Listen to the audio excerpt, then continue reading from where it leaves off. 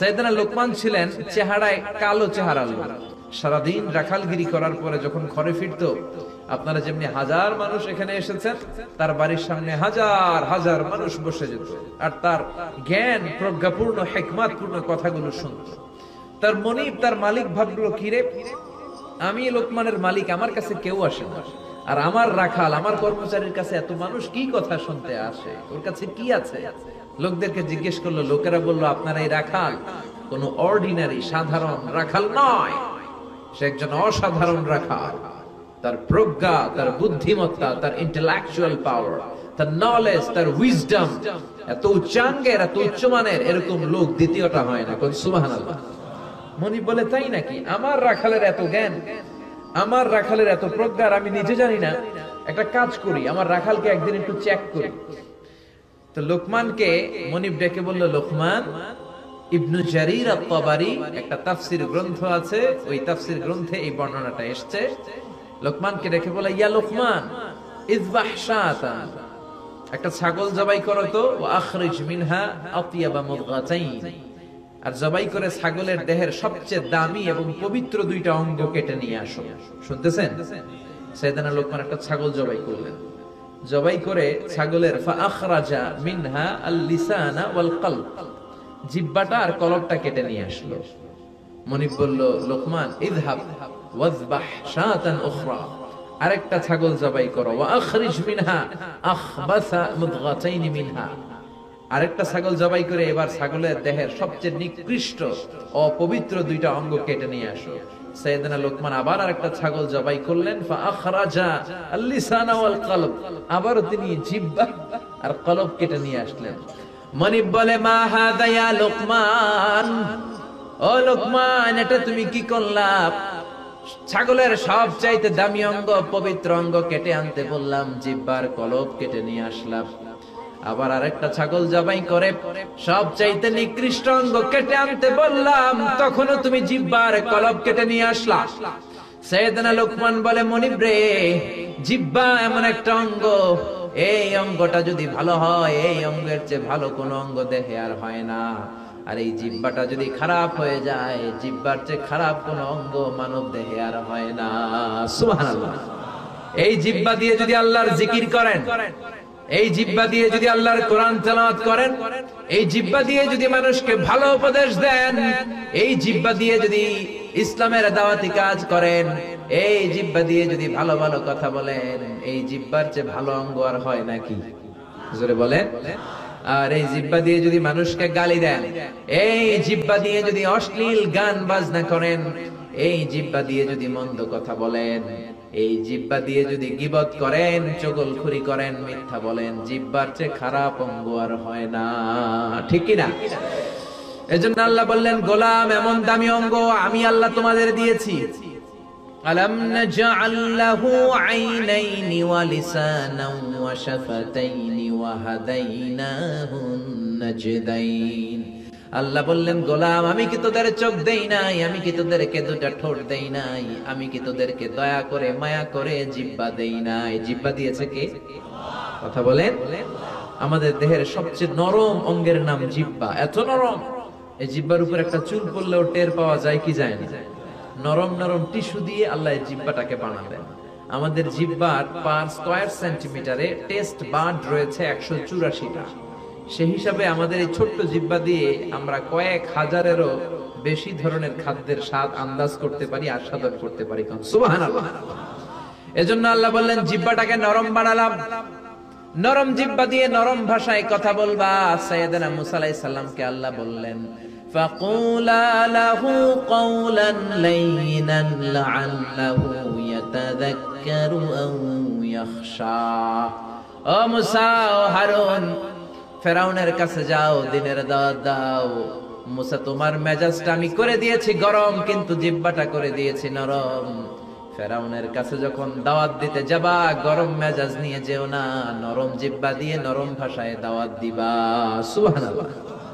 এজন্য জিহ্বা যদি ভালো হয়, জিহ্বার চেয়ে কোনো ভালো অঙ্গ দেহে হতে পারে? আর জিহ্বা যদি খারাপ হয়, এর চেয়ে খারাপ কিছু হতে পারে? লোকমান বললেন, ও মানিব, কলবটা এমন অঙ্গ, বিশ্বনবী বলেছেন, আলা ইন্না ফিল জাসাদি লামুদগা, ইদা সালুহাত সালুহাল জাসাদু কুল্লু, দেহের মধ্যে এমন একটা গোশতের টুকরা আছে, এই টুকরাটা যদি ভালো হয় পুরো দেহটা ভালো হয়, এই টুকরাটা যদি নষ্ট হয়ে যায়, এই গোশতের খণ্ডটা যদি পচে যায় পুরো দেহটা পচে যায়। আলা ওয়াহিয়াল কলব, সেই টুকরাটার নাম হলো কলব। কি নাম? জোরে বলেন। এই কলবে যদি আল্লাহর জিকির বসান, এই কলব দিয়ে যদি নেক চিন্তা করেন, ভালো চিন্তা করেন, কলবের মধ্যে যদি মানুষের জন্য ভালোবাসা রাখেন, এই কলবের যে শ্রেষ্ঠ অঙ্গ আর দেহের মধ্যে আছে নাকি? আর কলবের মধ্যে যদি আপনি শয়তানের জিকির ঢুকান, এই কলবের মধ্যে যদি মানুষের জন্য হিংসা পুষে রাখেন, এই কলবের ভেতরে যদি যাররা পরিমাণ আপনি অহংকার পুষে রাখেন, এই কলবের যে খারাপ কোন অঙ্গ দেহে হতে পারে?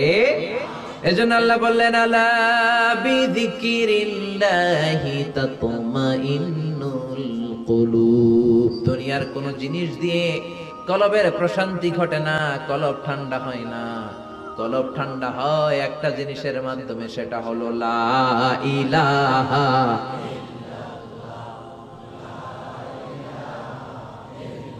লা ইলাহা ইল্লাল্লাহু মুহাম্মাদুর রাসূলুল্লাহ সাল্লাল্লাহু আলাইহি ওয়াসাল্লাম। এজন্য কলবের মধ্যে জিকির বসাতে হবে কার? জোরে বলেন কার? নাকি আয়না বসাইবে? অনেকে বসায় কি বসায় না? কুতুব দিয়ে কেউ বসায় না, না বলে আয়না বসাইয়া দে মোর কলবের ভিতর বাবারে। হ্যাঁ, কুতুব দিয়ে তো এরকম নাই না? আহা, কপাল পোড়া। কলবের মধ্যে আয়না বসানো যায় না। তোমার বাবার কলবে আয়না নাই, তোমারে কি আয়না দিবে মিয়া? কলবের মধ্যে শুধু জিকির থাকবে কার? চিল্লায় বলেন কার? এই দামি দামি অঙ্গগুলো আল্লাহ দেহের ভেতরে দিলেন। কি দামি অঙ্গ! এই যে কলব, প্রতিনিয়ত এরকম সিস্টলিক ডায়াস্টলিক অলিন্দ নিলয় করে আপনার ব্লাড সার্কুলেশন গোটা দেহে পাঠিয়ে দিচ্ছে, আর আপনি বেঁচে আছেন। জন্মের পর থেকে এটার ডিউটি আছে না নাই? তার পেছনে দিলেন আল্লাহ লাং, আমরা বলি লাঞ্চ, ফুসফুস। এটা দম নেয়, দম ছাড়ে, অক্সিজেন নেয়, কার্বন ডাই অক্সাইড ছাড়ে। আপনি শীতের রাতে কম্বল গায়ে দিয়ে ঘুমায় যান, আপনার দমও কি ঘুমায় যায়? দম ঘুমায় গেলে আপনি বাঁচতেন? আপনি ঠুস হয়ে যাইতেন, ঠিক কিনা? আয়রে মানুষ রঙিন ফানুষ, দম ফুরাইলে তবু তো ভাই কারোরই নাই একটুখানি। আয়রে মানুষ রঙিন ফানুষ, রঙিন ফানুষ, আয়রে মানুষ। পড়েন আল্লাহু আকবার।